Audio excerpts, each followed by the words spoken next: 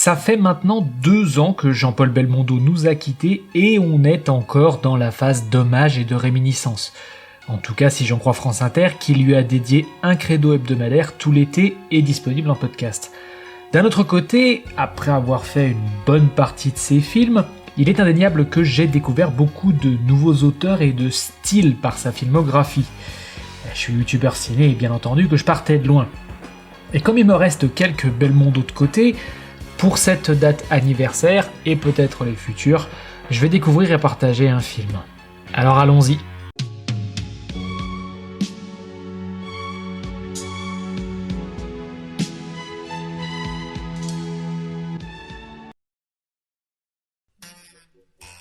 Last Moon, sorti en 1972, est un film que j'ai pas du tout choisi au hasard après un été où il m'est arrivé beaucoup de merde. Première réalisation de José Giovanni et adaptée de son propre roman, il raconte l'histoire de Roberto, un voyou de la pègre marseillaise des années 30, joué par Jean-Paul Belmondo et qui porte le surnom de Last Moon parce qu'il a la gâchette tellement rapide que le rencontrer pour ses adversaires est preuve de malchance. Son but est d'innocenter son ami Xavier, joué par Michel Constantin, et évidemment, puisqu'il s'agit d'une histoire de mafia d'avant-guerre, il sera question de lutte de pouvoir, de gangs, de morts, de femmes, de fusillades, et aussi un peu de la guerre. Est-ce que Roberto, assisté de la sœur de Xavier, Giorgia, jouée par Claudia Cardinale, arrivera à prouver l'innocence de son ami ? Eh bien, il s'avère que c'est sans doute plus qu'une histoire de gâchette, mais sans doute une question d'amitié. Quand on parle de Belmondo, de films de gangsters et de pègre marseillaise, on pense plutôt à Borsalino, sorti 2 ans plus tôt, mais Last Moon est assez différent. D'ailleurs, j'hésiterais même à le qualifier de film de gangster pour des raisons qui seraient divulgachées.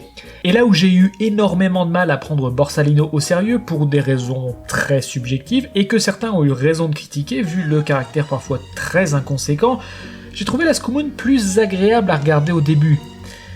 Et je souligne au début, parce que si je trouvais que Borsalino avait par moments des relents de parodie, je suis forcé de m'excuser des plus platement possibles, parce que si Last Moon essaie d'être pris au sérieux, il se met de gros bâtons dans les roues. Pour faire simple, la mise en scène a le don d'être aux fraises dans les moments les plus critiques.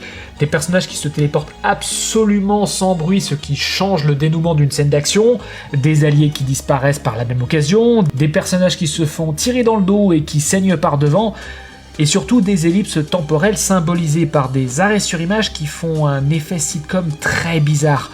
Parfois même juste à la fin d'une séquence scénaristiquement très importante, dont la résolution en devient pas très sensée. T'as intérêt à nous oublier. Puis tu diras que t'es tombé sur un morceau de ferraille.